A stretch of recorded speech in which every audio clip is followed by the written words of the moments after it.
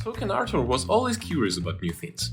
One day, while flying over the jungle, he saw a group of animals exchanging goods and services using colorful stones. So he contacted Fintech CTOs from fantastic companies all around the world and collaborated with them to learn all about finance. Inspired, Arthur asked Insert CEO Vasil to help start a podcast to share their knowledge with the world. This is what you are watching right now, Fintech CTO Podcast. Enjoy. Hello, fintech leaders and builders. So this is the next episode of our Fintech CTO Podcast. And my name is Vasil and I'm from Insert. And here we discuss the experience, how the tech leaders build the great fintech companies, teams, and products. And today we have a great guest, CJ Jouhal. CJ is a dynamic technology leader in software and internet application development space, with experience in e-commerce, media, healthcare, biometrics, digital identity, finance, and internet-based systems. He excels at building and maximizing a team's potential while delivering timely quality projects with a budget. Efficiently managed global teams in various domains. Experienced in strategy, vision, architecture, planning, implementing, and other aspects. Has an experience as a CTO, head of engineering, Vice President, Director, and Software Development Manager. Leverages deep technical background and strong leadership to take their organizations to the next level. So CJ, hi. Hi, how are you? Great to see you. Yeah, I'm doing well. So how about yourself? I'm doing well. It's a beautiful spring afternoon, so can't complain. Great. So few facts about CJ. So CJ joined Anchorage Digital last year, and before that he was CTO of Clear. And for those who doesn't know the CJ's background, so CJ, can you please tell us your story as a technology leader? Sure. I'll start with the basics. An engineer through and through. I started in engineering. I actually started coding and programming from 5th grade onwards, never looked back.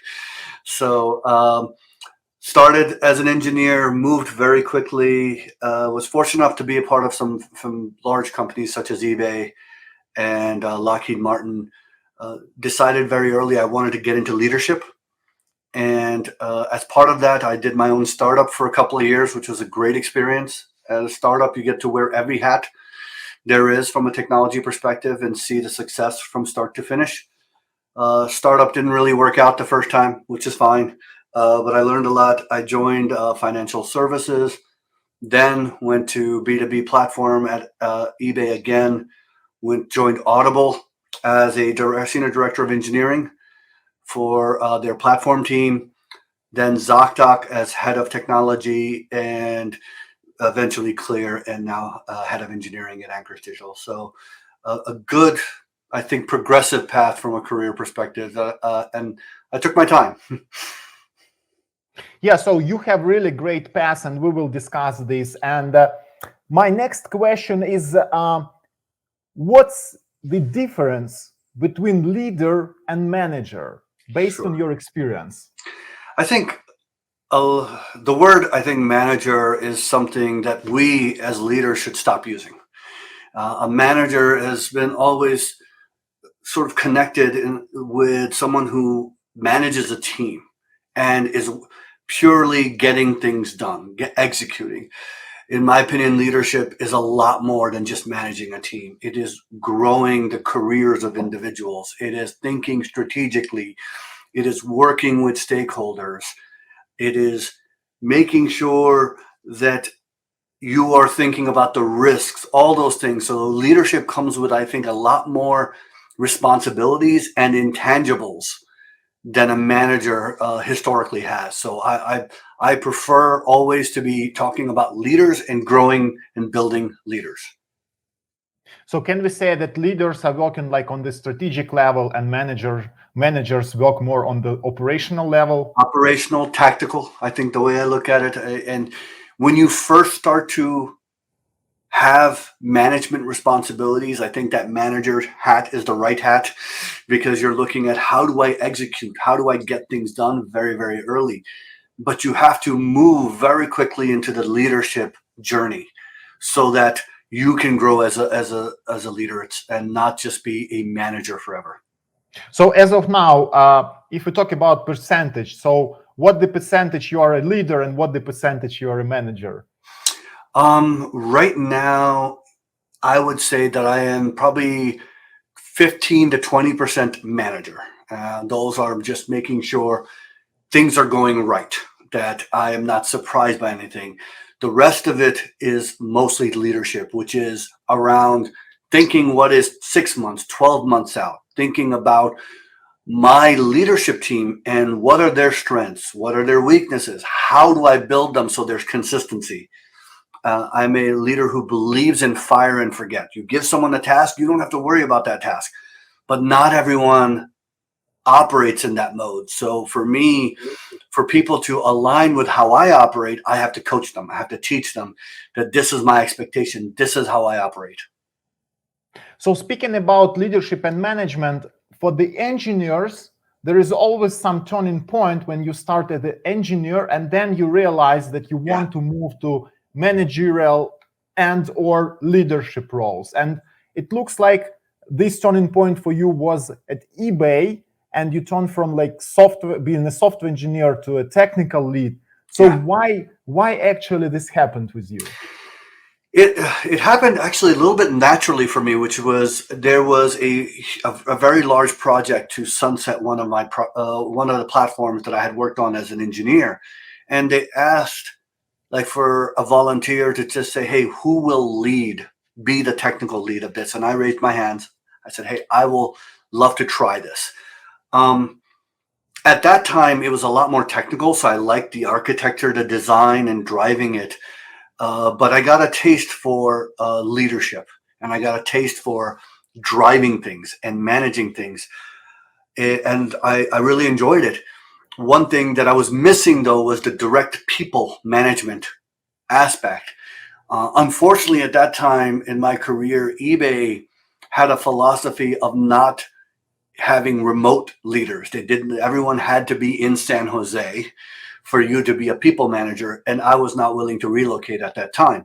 So on amicable terms, we decided to part ways, and that's when I started my own company with two other co-founders at a startup. And I got to, as part of being a startup, learn how to manage as well. So speaking about the career path and choosing the next company for yourself, so as I see, as you mentioned, you were with Clear, with ZocDoc, with Amazon, with eBay, with DLL. So basically, how do you select the next company for yourself? And taking into account that these companies, as I see, are more like enterprise level companies with like 1,000 people and more. Yeah. It was a really tough decision once my startup was not going to work out, looking at what that next role is. And what I knew, and I think this is really, really important, is know your limitations. And my limitations were I learned how to become a manager leader on my own at a startup. No one was coaching me. No one was teaching me. So I needed to be at a company where I would learn the basic tools.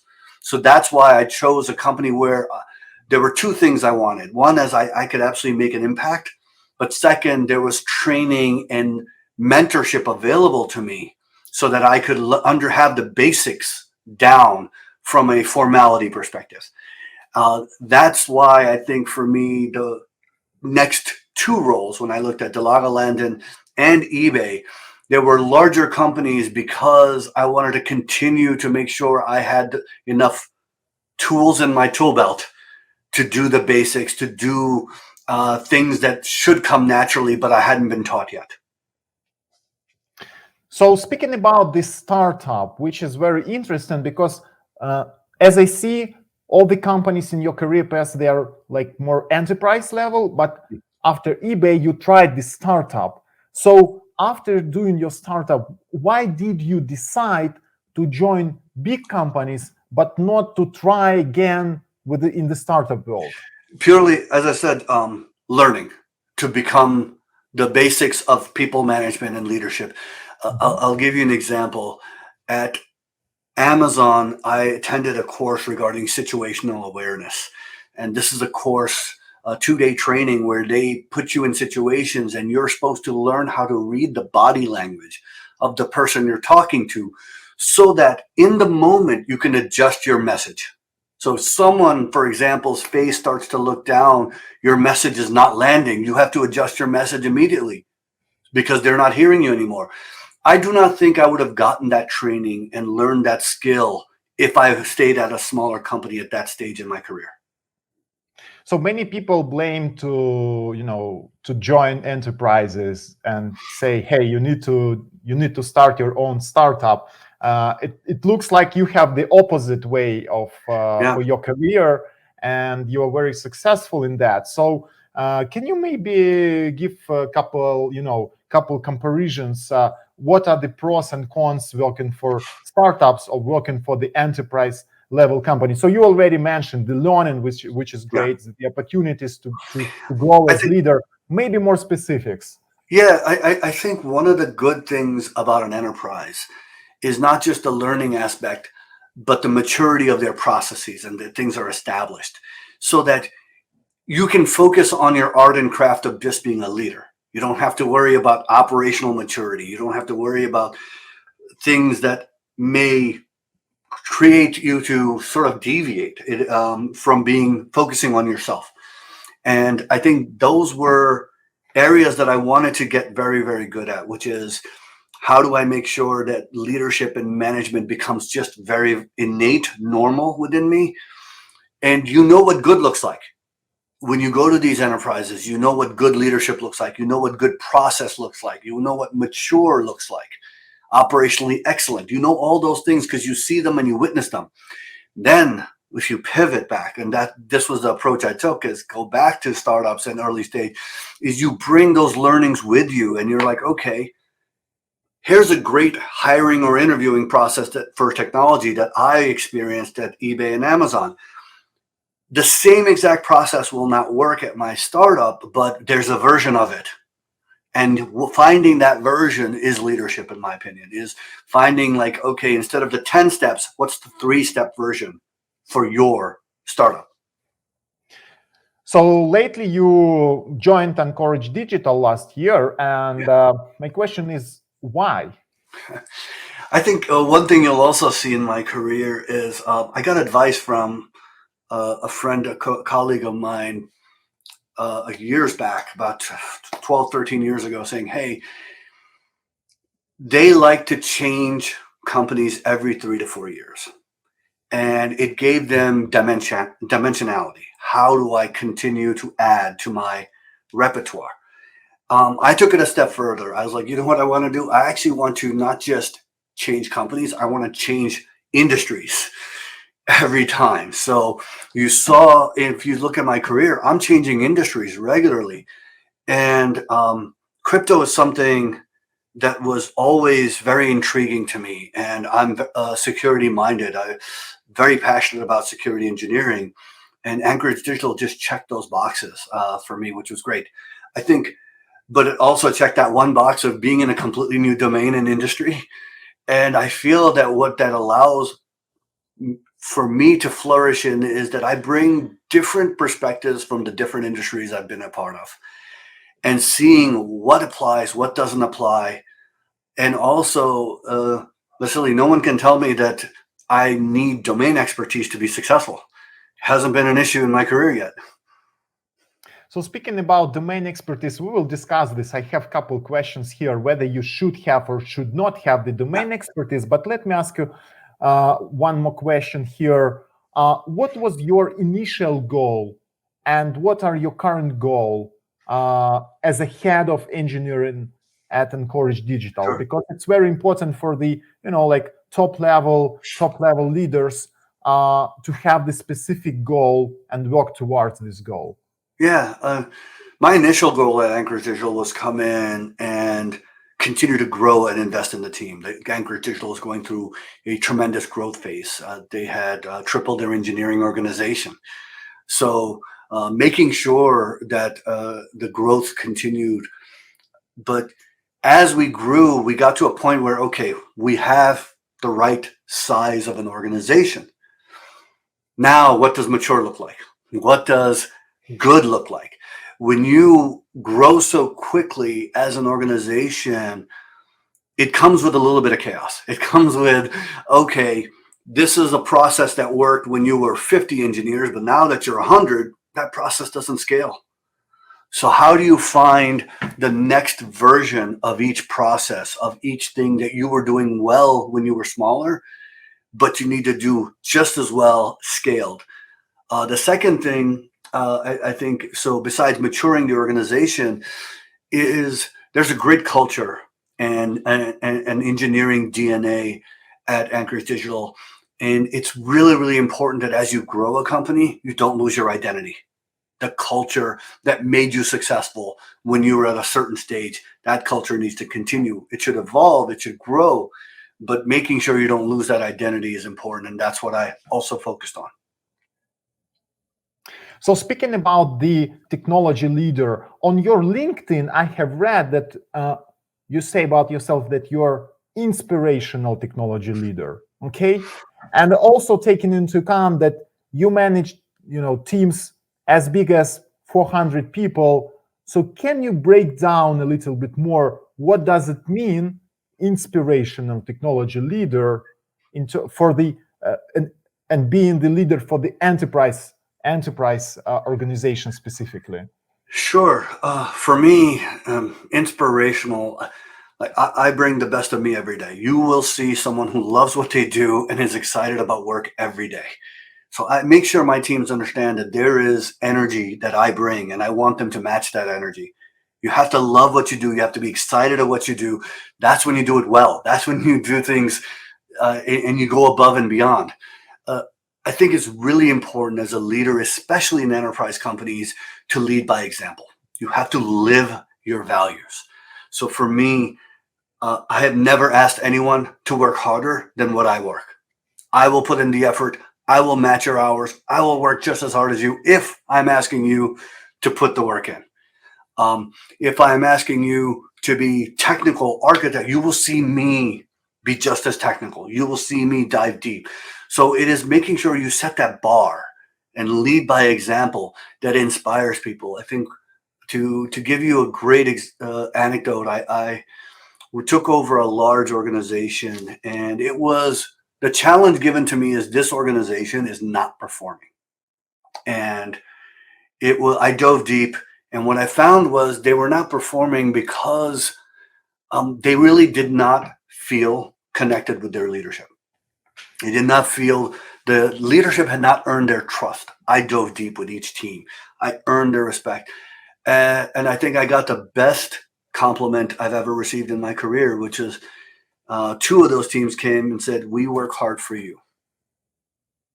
We will rise up to the occasion for you." And I think as a leader, you're measured. Your success is based on your organization, your team, their success. And teams that are inspired to work hard for you and give it their all for you because you are doing the same for them, it's a win-win. Yes, I agree with you that you as a leader must be here for your team, not team for yourself. Okay, yeah. So I agree with that 100%. Anyway, speaking about like big engineering organizations, you need to have a well-established structure for this organization. So can you tell us more how you structure your teams? Sure. I think organizational constructs are tough. They are situational, in my opinion. I don't think it's very easy to say this works, that works. You have to dive deep and understand where the pain points are. Are there things that are solvable by process, or is an organizational change necessary? I'm a big proponent of domain-driven org design so that teams have vertical full ownership as much as possible. So for me, an example is your horizontal layers are your platform infrastructure teams, your data teams, your potentially AppSec security teams. But on top of that, as much as verticalized as possible allows the teams to think strategically about their domain, allows them to run autonomously. And you will see the productivity go through the roof when they're not dependency managing. So as a first thought, I always try to see, can I organize via domains? And if If you can, great. If not, you have to see what kind of org construct works well for what you're trying to achieve. I also believe, Vasily, it's really important to regularly evaluate where you are.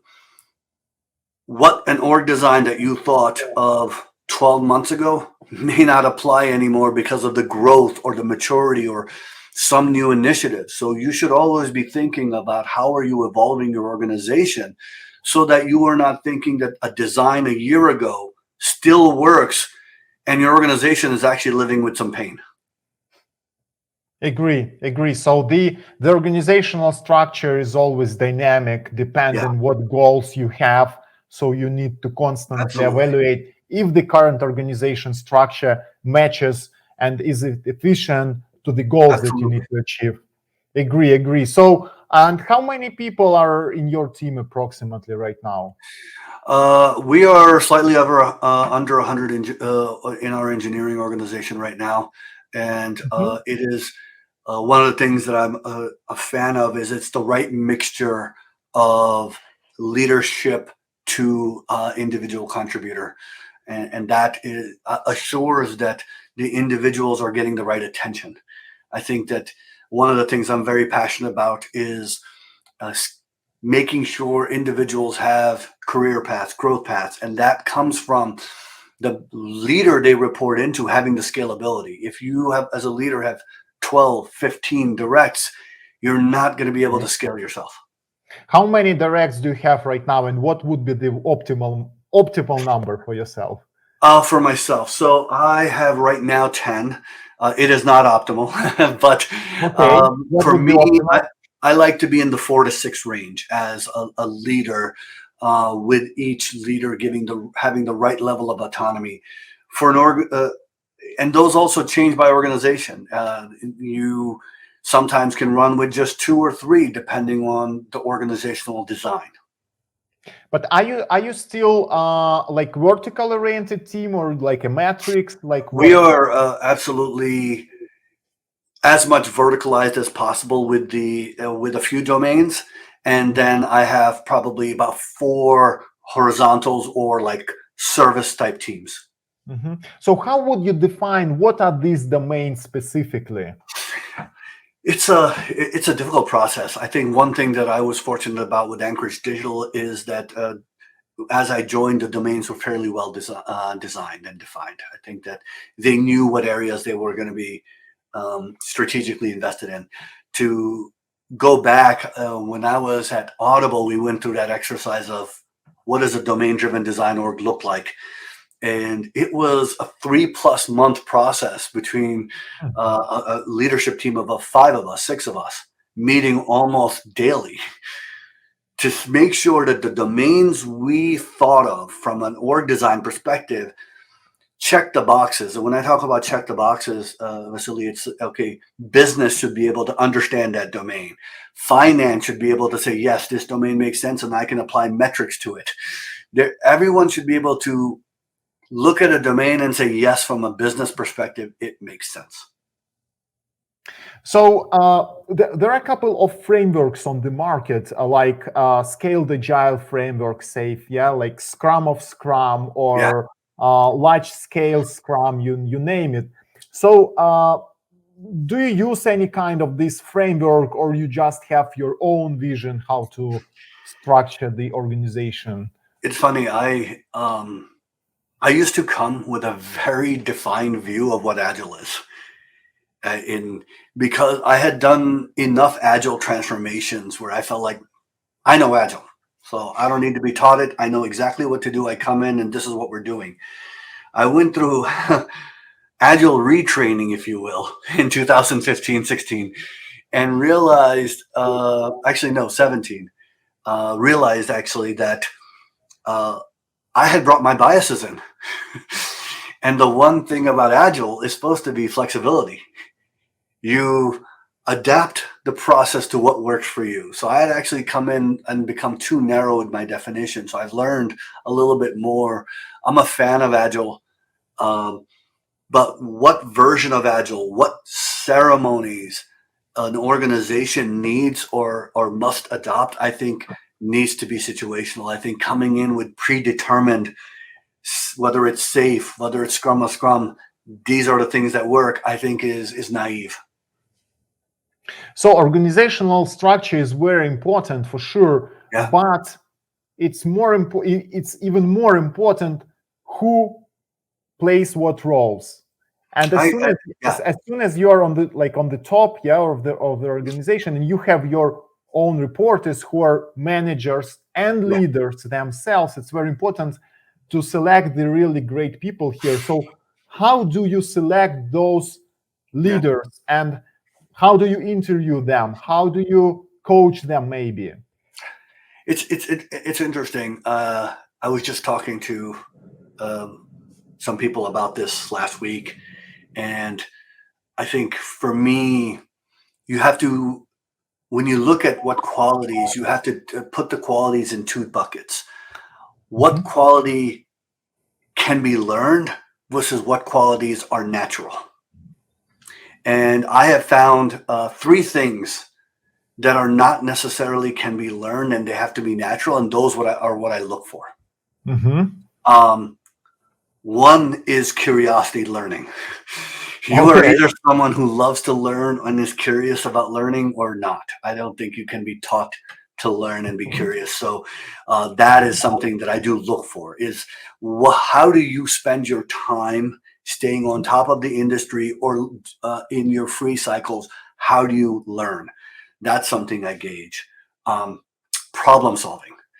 I think problem solving, breaking something down into something basic, especially because it applies in multiple areas. One, it shows me that you dive deep into details. Second, it shows me that you can take a technical problem when there's something going wrong in production, and you can help triage and solve it.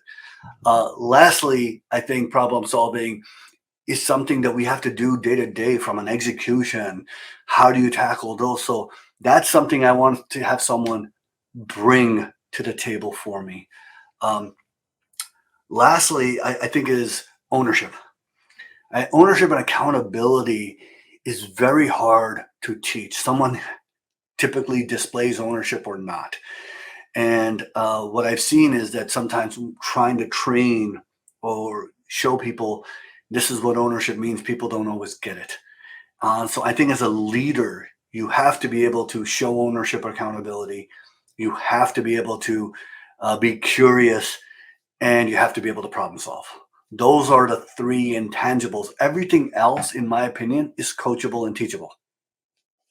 So how can you verify the ownership specifically when you interview some technology leader? It's a lot. I focus on behavioral interviewing, and behavioral interviewing makes me dive into a lot of the depths of when we talk about a project. An example is I'll ask a question of a project that someone is they transitioned. A lot of times in your career, you will have a project and you hand it over to someone else because you're moving on to something different. But a really good question to ask someone is that if they handed off a project and it did not go well, what did they do? How much is that person saying, I went above and beyond and went back to help, versus just being a support structure? Owners will go back and help and be hands-on. Okay, so they will very not interesting. let their project fail.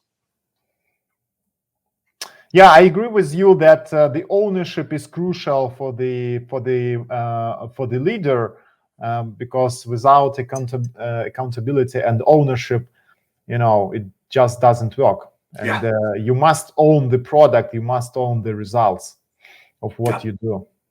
Agreed. So in the interview for the Blockworks, you actually have mentioned and quote, I'm new to the crypto industry. I have been diving into books and learning. A challenge on its own is becoming a domain expert, which I want to do very, very quickly. And my question, and you already, we touched this topic already, does it really matter for the technology leader to know the business domain well? The answer is Not upfront. I do not think you have to be a domain expert day one. I think you can come in and your need should be purely technical leadership, those types of skills. You will garner the respect of your team by just earning their trust by being technical or being a leader. I do believe for your longer run success, you do have to learn and understand the domain expertise. So there are unique scenarios where, of course, if someone has a certain type of very niche type of expertise and they want that's necessary for the role. But I have found it in my career, to be honest, Vasily, that you can learn and become an expert typically in about 6 to 12 months as a leader. And it's that will set you up for success for 3 to 5 years plus. So this is to gain the domain expertise, correct? Yes. The domain expertise, the industry So expert, yes. Why do you think you don't need to be the domain expert from day one? So I'll add this caveat, which is that I think it depends on the stage of the company. So coming into a company such as Anchorage Digital, where one thing was very, very evident to me is they had deep expertise in both industry and the technology side. So those were not immediate gaps that I was bridging. I was going to bring experience from a technology perspective of this is what works, this doesn't work. Here's things that I've seen fail in the past, but I didn't need to bring cryptography expertise. They have that. So if this was a Series A or B startup where it has to be that CTO that is hands-on and needs to bring some of that expertise, I would think that's not me, and I would not even look for those types of roles because I would not be successful in them. So actually, do you have the product team under yourself or not? No, I have a great peer head of product, Boaz, who joined the company as a founding engineer and for 5+ years has deep industry expertise. So I'm able to benefit from someone who is both technical and brings industry expertise as my counterpart. So actually, if you have good managers and leaders under yourself, and you hire hire good engineers who can deliver, and you also have a product team and accountable product manager, head of product in place. So why would you need actually to learn, the business domain? And also, why would you need to learn, to dive deeper into technical details of the implementation if you have all these people in place who actually can work towards the goals? It's a great question. I'll answer it in two parts. One is personal. Like I do not think I would be comfortable not being an expert in the industry that I'm operating in. So for me, it's a personal thing to learn and get the expertise I need. I think the second part is that while you're surrounded by experts and you can execute, at some point you want to be able to say, here's my industry experience, here's this industry's pattern or its needs. This is kind of the right way to go. You have to build a strategy. You have to know what some of the industry patterns are, and depth of knowledge has to be deeper for you to create a proper strategy for your organization. And I'm a strong believer in creating technology strategies. The organization needs to know where the North Star is so everyone is rowing in the same direction.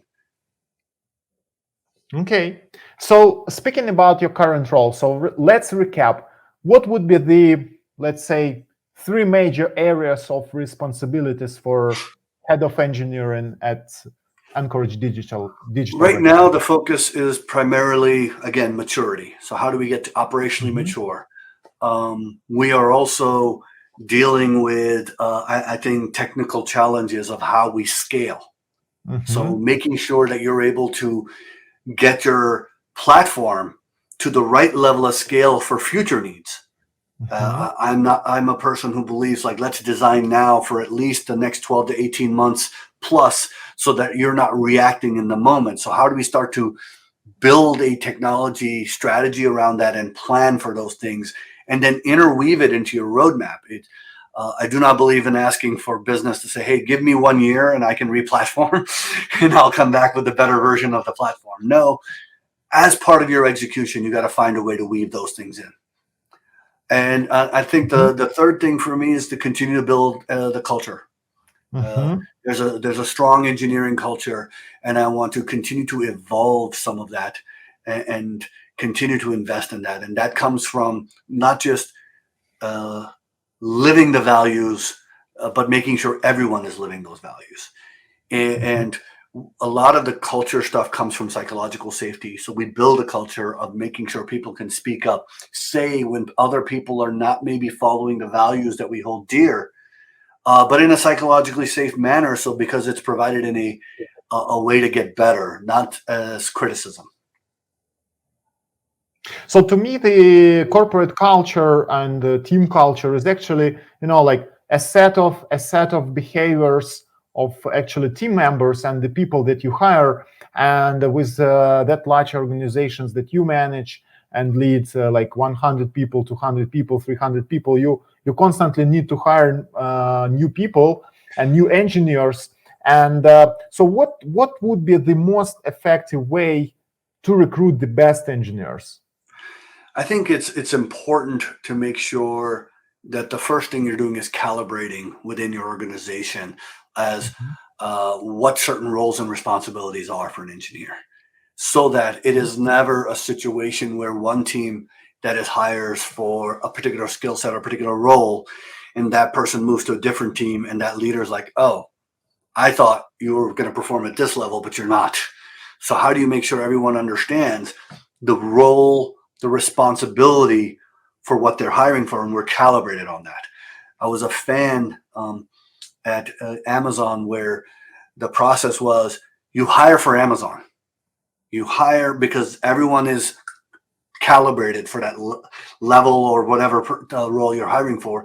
And then the team becomes inconsequential. It's more about fit of that engineer on that team. So I think that allows you to make sure the technical assessment and the hard skills you're looking for are objective and calibrated. Then for me, it's really important, besides the three skills I talked about, ownership, curiosity. I think those are still, for an engineer, very, very key. Problem solving as well. I look to make sure that you're hiring culture carriers as well. People who will add to your culture. They're passionate about culture, so they will adjust and adopt very quickly and then become culture adds. So what would be the most important for you, like to hire somebody who fits the culture, or who's the great engineer but maybe doesn't fit the culture too much? I would love the and of that, which is having both of those. But if I had to choose, I would take an engineer who performs but is a better culture fit over an engineer who is difficult to work with. So speaking about, again, culture, it's important to have strong culture to be efficient, but also important to have established processes. So what do you think is more important, to have the strong culture or established processes? I think culture is absolutely important first. If you establish your culture, you will see that culture can bridge some of the gaps in the processes. So, but eventually for scale, processes are important. And what's important as a leader is to figure out, I'm not overburdening my organization with process. So what's the version of the process that works for this stage versus the next stage versus the final, enterprise-wise? And what you'll see is in enterprise type companies, eBay, Amazon, etc., very process driven, very process heavy. You can rarely deviate. But as you go further back on the maturity scale of an organization, you'll see more flexibility and leaner processes, which I think is the absolute right grades. So you also mentioned that it's very important, and one of the areas you are responsible for is a strategy. And to me, strategy is actually, like the set of milestones and goals that you need to achieve one by one. And how would you set the goals? Because sometimes it's very hard to set the goal. Yeah, I think strategy is tough. It is one of the hardest things to I think create, and a lot of leaders I think over index on that. My strategy has to be a pure technology vision. It doesn't have to be. Your strategy should evolve every year, and the strategy should focus on what are the problems at hand. So an example for me is that my strategy is focused on what are the things that are my priority, which is right now operational maturity. So as I'm focused on that, my strategy talks about how do we get to operational maturity and how do we make progress on that. And I'm very careful not to be very explicit on, I want to get to this. What is really important for me is that everyone aligns on what the outcome and goal is. And the win is showing progress. It doesn't have to be binary. It has to be, what is point one? What is point two? Because as long as we're making progress, we're getting better as an organization and as a company. And that's a win for me. So how would you monitor that you're making the progress? Oh, of course. I think that metrics? comes with what we talked about before, some process. So an example from an operational perspective, borrowed from other companies that I've worked at, is having these scorecards. We have teams that are going to be creating operational scorecards, their metrics that they present, going off of just initial couple of metrics that we're comfortable measuring, and presenting that to the rest of the organization on some cadence. And it is the main thing that I focus on there is not the metric itself, it's the context. I can say that, hey, I had 3 incidents. It's really important for me to hear from that leader regarding those 3 incidents, the why and the what, not that they had 3 incidents. That shows to me that you care, and that's us moving towards more maturity. So it actually allows you to do the lessons learned. Yeah, like yes. you have the metrics, you have the progress, but you must analyze and understand what to do. What to scale and what you should do differently. Yeah, you have a lot of tools out there right now, SaaS products that'll do the metrics collection, the DORA metrics, those types of things, which are great. They're great to build the mechanism of measuring. Those metrics are meaningless without context. So on your level, can you name maybe a couple of KPIs that you actually monitor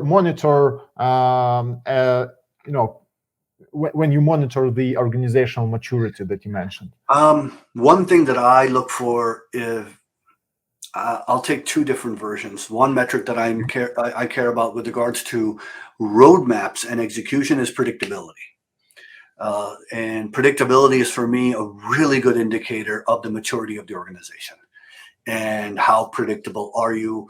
The best thing I can tell people is that the more predictable I am, the better the rest of the process of the stakeholders that need to communicate, market, release, launch what you're building, have confidence in you and can plan and execute their side. They're on the downstream. Engineering is upfront building. And I think we lose track of that.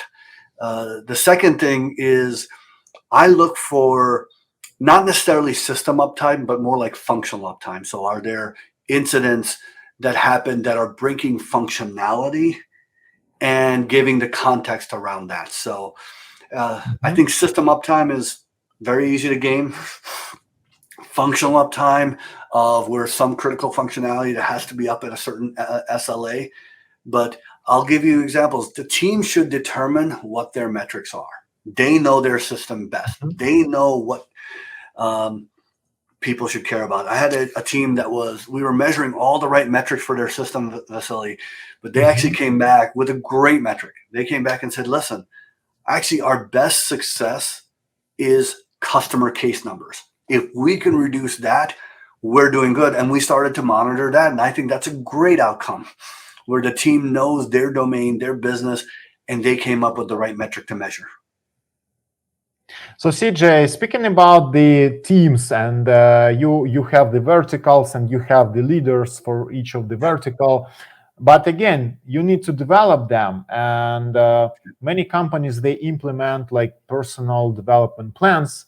So what would be your best practices for implementing the personal development plans for your reporters, for your leaders?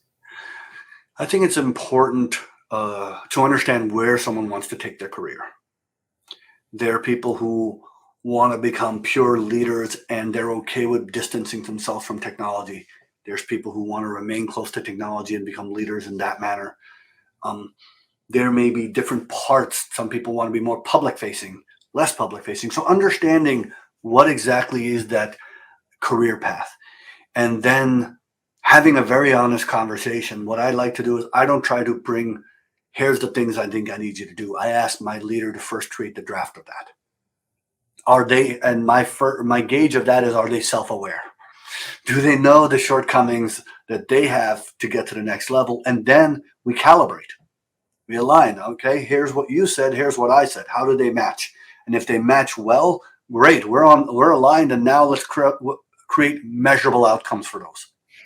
If they're not matching, then it's a deeper conversation as to why we're not potentially aligned on what the growth areas are, and getting to a deeper understanding. So I think I'm very big on measurable outcomes, but the first and key aspect is trust your leader, your direct report, to create the first version and then start to calibrate and align on that version. So to myself, for example, it's very important that my managers and leaders, they actually have the specific career path and they work towards this path. And this is something they really want, because this will inspire them to move forward with the ongoing goals and plans. I'll tell you, there's an exercise that I teach a lot of people who have reported into me in the past. I still do this, which is every December, update your resume. Just automatic, update your resume. The year is fresh in your mind. You know what you did. You know what you accomplished. So you put it down. Then you look at this resume and you ask a few questions of yourself. A, is it heading in the right direction? B, am I proud of what I accomplished? C, is it adding value to me? D, would you hire this resume? All right. If any of those answers are no, you need to go talk to your manager, your leader, and say, hey, my career is not heading in the right direction. And the reason is that you want to align. Now, here's the thing that you get value from this process on. Your leader should take that feedback and create opportunities for you to grow in and do the things that you find that were deficits in your resume review. Next year, when you do that same process, if the same questions come up and the answer is still no, your leader did not take care of you. The company is getting value out of you. How do you get value back out of the company? It's through growth. It's through career growth. And if I, as a leader, make sure you're making progress, you will stay. You'll be happy. But this process makes sure that you are no more than 2 years off your career path, and you will most likely make a decision to leave because the company is not looking out for what your career path is. So I think it's really great exercise with the resume in the December, because actually you can reflect of your accomplishments during this year and then make some important decisions for yourself, how to proceed with that company or maybe move to the other company. But the reflection is very important. I think so. And I think that in the end, we want a win-win situation. The employee should get growth. The company should get value. I always tell people the company will get value. You will deliver projects. You will execute. But how are you getting your growth as well? Yes. Let's talk a bit about the Anchorage Digital and the area that, you operate. So Anchorage Digital actually says that they bridge two worlds. Okay, so few statements here. So we are focused on unlocking new efficiencies by bridging the world of Wall Street and crypto. Bridging two worlds, world of crypto and fiat. Bridge the gap between digital assets and what would be traditional fintech and traditional financial services in a manner where we can have an impact across multiple industries. And actually, I have seen this, like similar statements within a couple other companies, like for example, Fiat Republic or Transact.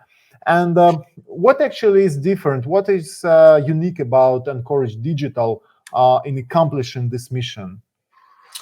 I think one of the things that's really important for us is custody is at our core, but so is compliance.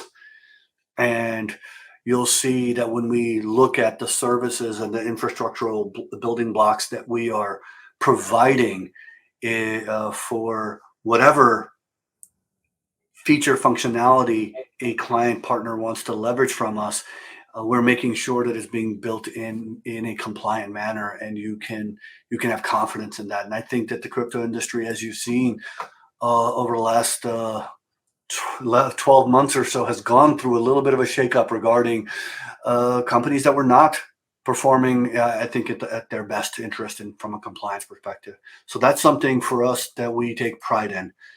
I think that the one thing for us is that we are also looking to make sure that we are taking a platform first approach, and that allows companies to not only take advantage of our security model, which I think is industry leading, but also be able to choose what they need, leverage what they need, but also know that things are going to be done in a compliant manner.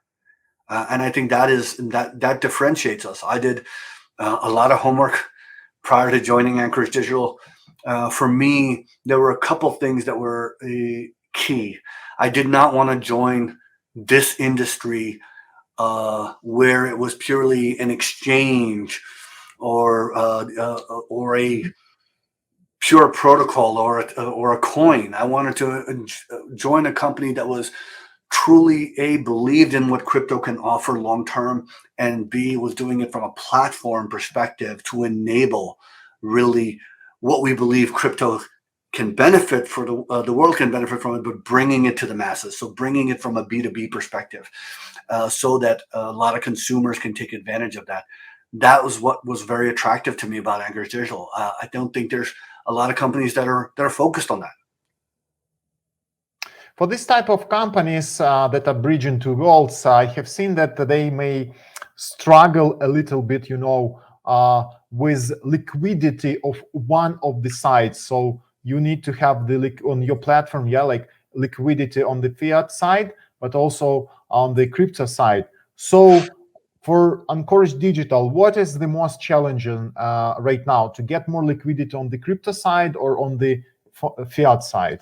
Our focus is on the custody side, so it's always getting assets and having the most protocols that we can support onto our platform and provide secure custody for that. We are so I do not see like the fiat liquidity as being the big challenge for us. Okay.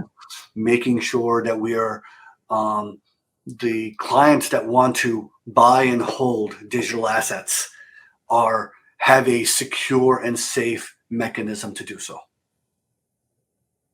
Okay.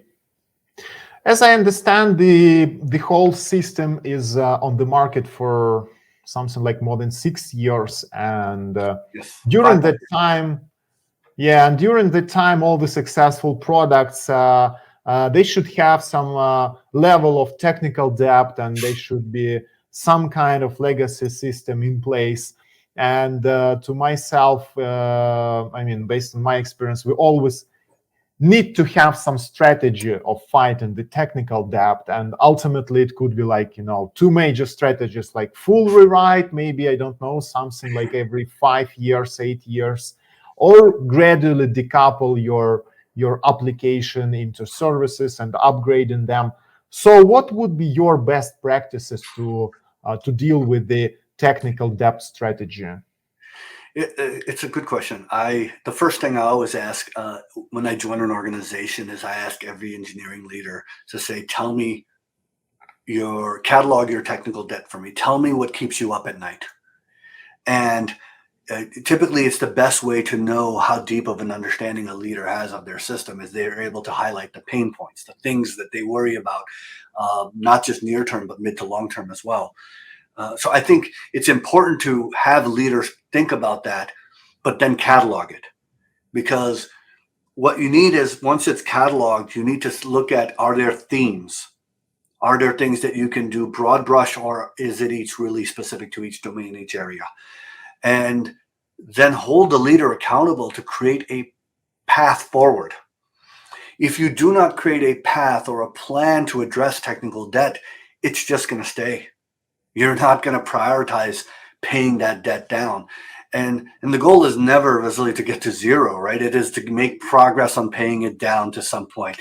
And your progress is only made once you measure what you have in front of you. So my goal is always like, let's first measure, catalog what we have, and then create a plan to say, this is how we prioritize and start to pay the debt down slowly but surely.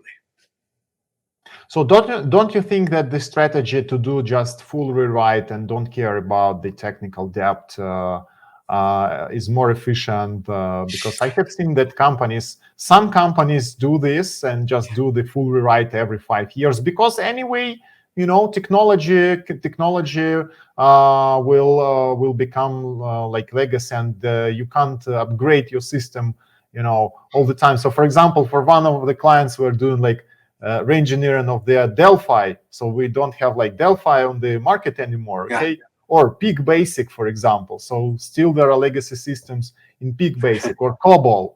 But if you decide to engineer a system right now, you never select Delphi, Peak Basic, or COBOL right now. What do you think?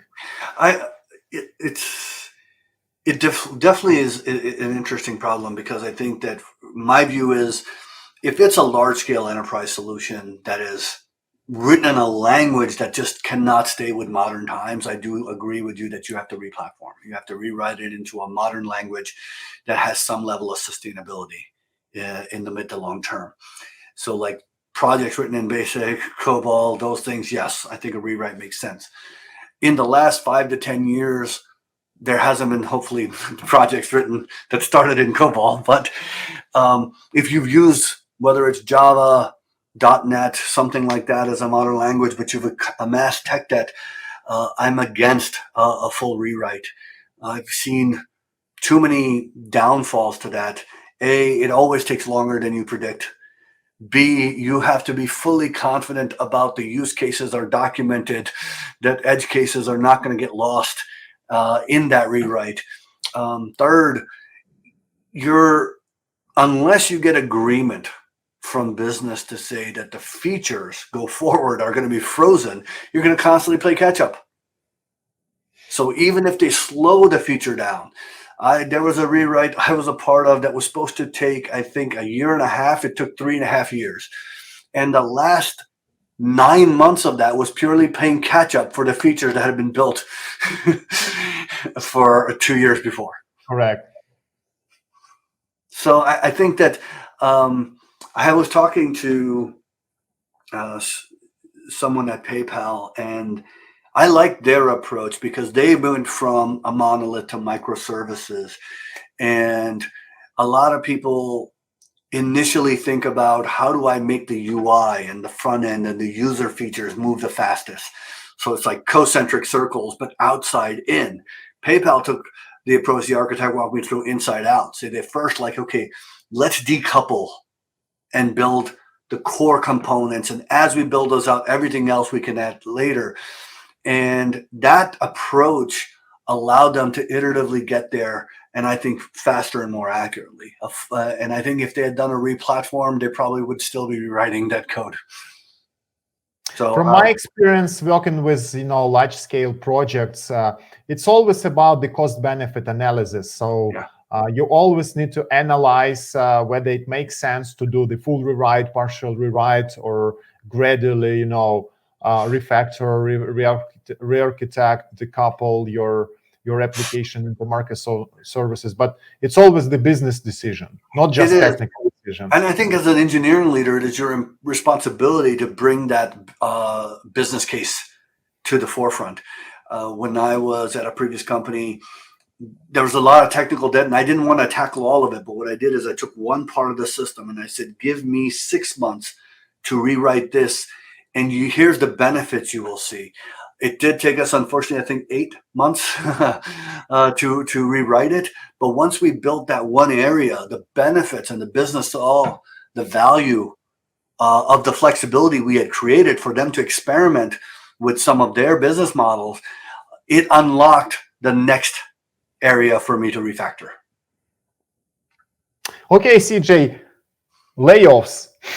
Okay, so recently in March, I read, so actually it was a statement on the website of Anchorage Digital, focusing for the future.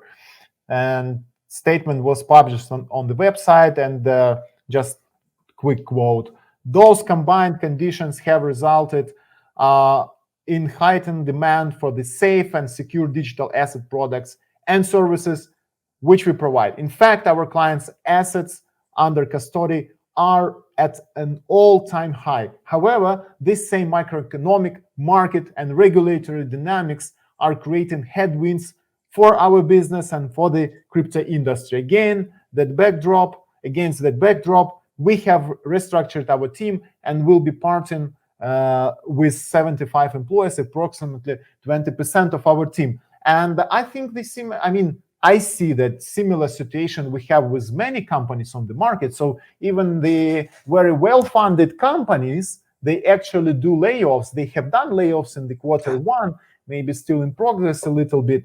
So, and my question is, so why do you think it's happening? So is it efficient for the business to cut the cost in that unpredictable environment? So why is it happening? The industry is going through, I think there's a couple of industry-wide things that have happened over the course of between 2021 and probably early 2022. So there was unprecedented growth in the technology sector in general across almost every industry. And this led to justifiable hiring and growth on the engineering org side and across all of their various corporate components. But what we are seeing is we're seeing signs of, especially in the crypto industry, things are slowing down, as you can tell, not just with the prices of the assets, but also the trading volumes and the lending and all those things. Those business lines have slowed down quite a bit.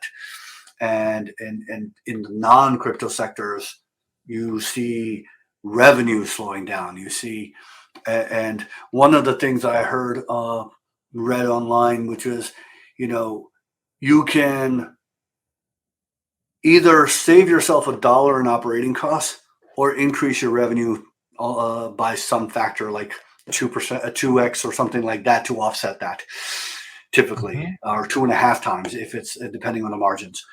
It's a lot easier to save that $1 if you're in that type of industry to show help on your bottom line.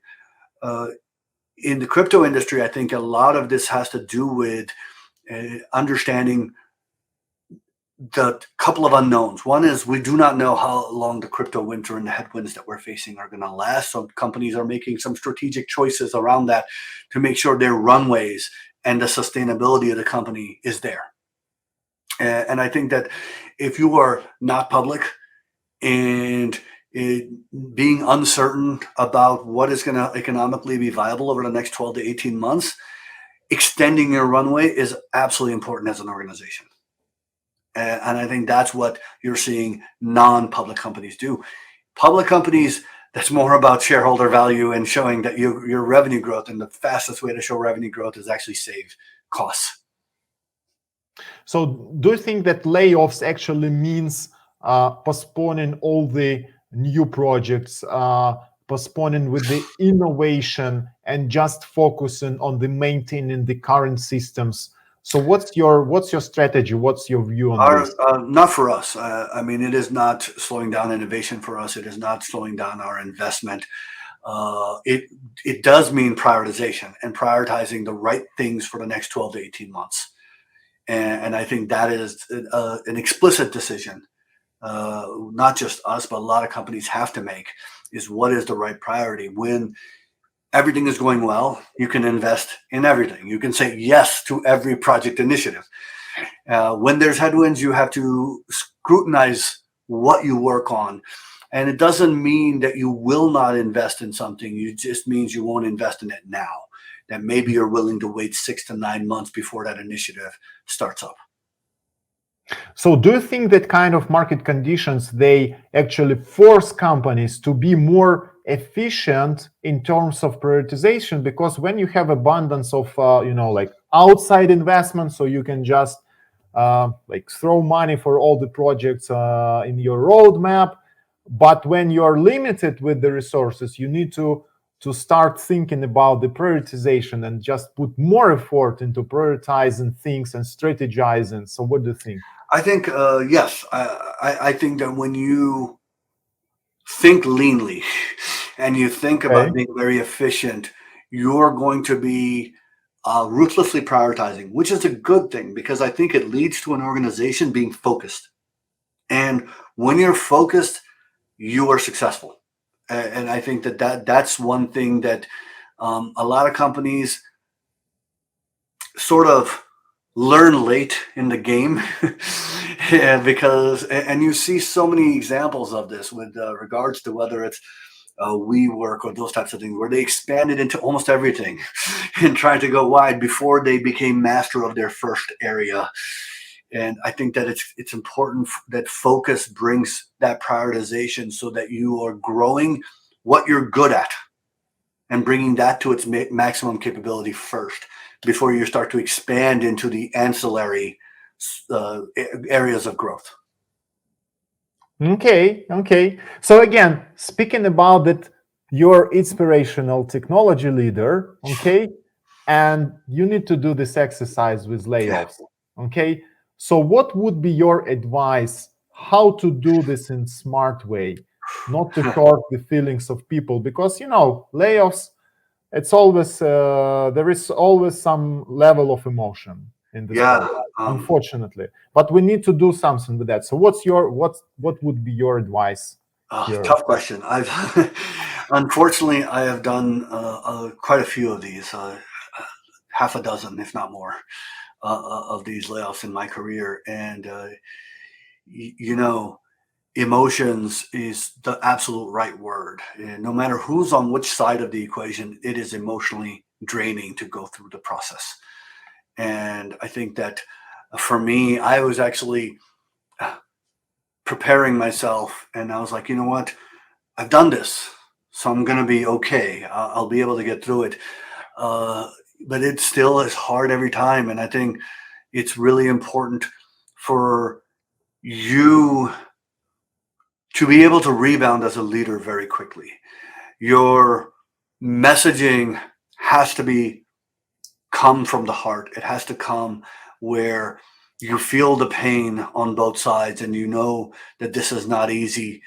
And you have to flip side, start to inspire the people that remain and get them to rise up, to focus on execution and strategy right after good friends, close friends, co-workers, etc.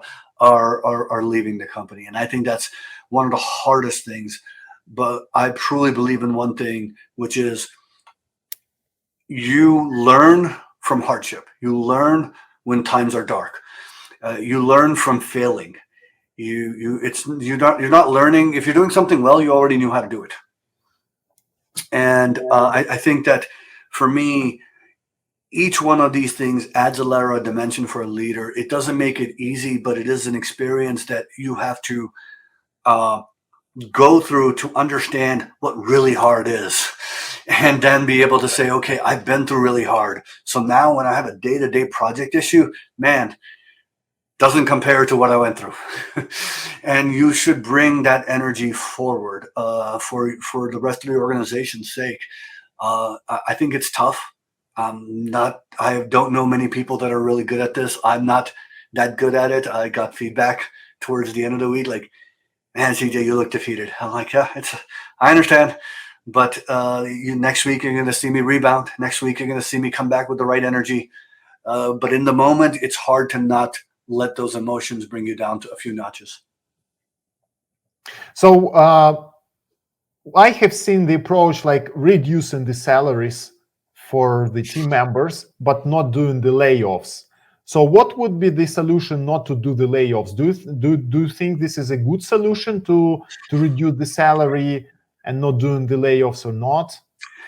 I've been a part of a few conversations like that in the past, where looking at taking away benefits or reducing, but the reducing salary, when you do it meaningful enough to hit whatever your goal is, right? If it's runway or revenue, whatever it is, that is going to cause, I think, a more difficult situation for you, which is the people who are not happy. A lot of your top engineers, a lot of the performers are going to start looking for another role because they're not happy. And I'd rather have a smaller organization that is focused and feel they're compensated the right way and can get energized by that strategy and inspired to execute, versus an entire organization that's demotivated because they're making less money, and maybe a percentage of that organization is going to go start looking, and you're going to actually have the reverse outcome of what you thought. So I'm not a fan of the cutting across. I think it has more morale and adverse effects on the organization. So we have spoken about the ownership, and actually speaking about layoffs, who do you think should be the owner of this decision? Oh, that's a tough question. I don't know. It's hard to answer because I think you, as a leader, you have to be optimistic and inspired. You have to be realistic to where things are. And I think that's a very tough blend.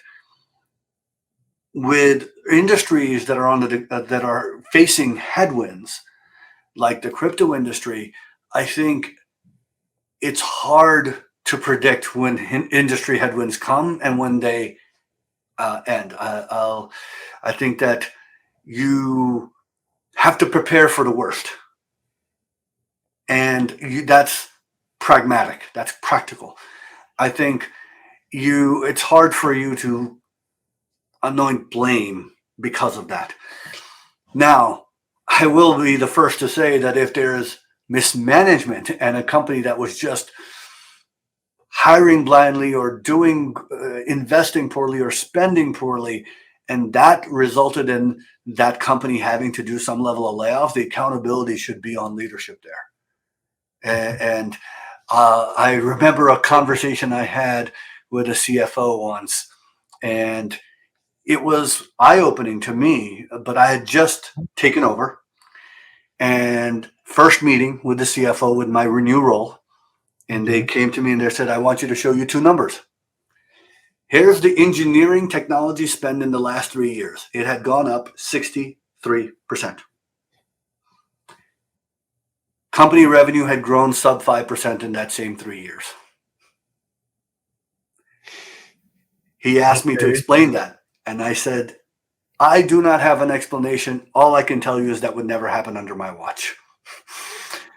In my opinion, that was irresponsible leadership. Got it. Yeah, in this current environment, I think, and I have seen that many leaders, they resign okay, they not like laid off, but resign, just to take, I don't know, like sabbatical or just to wait for good times. Okay. Yeah. And I personally believe that anybody who stays on their roles, and even with that hardships that many companies experience, like you need to do layoffs, you still need to achieve your goals, you have the recession on your specific market. And I think like I see like many areas of fintech, not only fintech experience issues because of that, but if you stay on your role and you continue to work towards your goals, I think this will make you even more stronger leader, and you will learn from this situation and become even stronger and prepare for the good times, actually.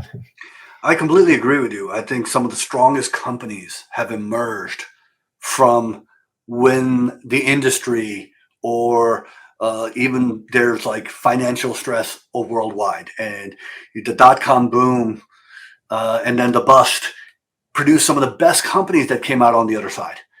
And even during the pandemic, all the headwinds, some really innovative companies came out on the other side. AI took off, and a lot of the things that you can think about from a productivity perspective, some of the best innovation happened around that. So for me, the way I look at the crypto industry, my perspective is that these headwinds that the fintech industry, the crypto industry is facing, is going to bring some of the best and strongest companies on the other side of it, and it's going to be a very successful tenure after that. CJ, so final topic. So Yes. I see that you're volunteering for a couple of organizations. So can you tell us what exactly do you do and why? Volunteering it's important. I think that's culturally for me, as in my culture, there is a lot about giving back, and it's important aspect. And for me, I was so focused on career and progressing my career for a good portion of time, I had actually forgotten about giving back. So over the last few years, I've focused a little bit on that, and that it's not just volunteering, but I provide mentorship, coaching, advice around that to people in my network freely. I don't charge because I feel there's value to be gained from having a conversation with me, whatever little value that may be. And if that helps someone, I'm more than willing to invest the time in it. CJ, so thank you very much for this conversation. I appreciate it. It was a great conversation. Enjoyed the questions. Very thought-provoking, some challenging ones. So I absolutely appreciated it. CJ, and really, I liked several things very much. The one is about the skills of a leader, and this is about curiosity, learning, problem solving, and taking ownership. So I think this is very important skills. And the other one was to renew the exercise with renewing your CV in December. And I think this is very reflective, so you can reflect on your progress. So thank you for sharing this. No problem. Enjoyed it. Thank you for taking the time. Yeah, and for everybody who are watching us today, so thank you very much for watching this episode of Fintech CTO Podcast. And also, please put your comments below. What do you think was the most important and most valuable for you in this video? And also, what are the topics you would like us to discuss next time? And it was CJ Jouhal from Anchorage Digital and me, Vasyl Solashuk from Insart. So thank you and stay healthy. Bye-bye. Still watching us and have not subscribed yet? Let's fix this. Also, don't forget to like this video and take a look at the other episodes we have. See ya!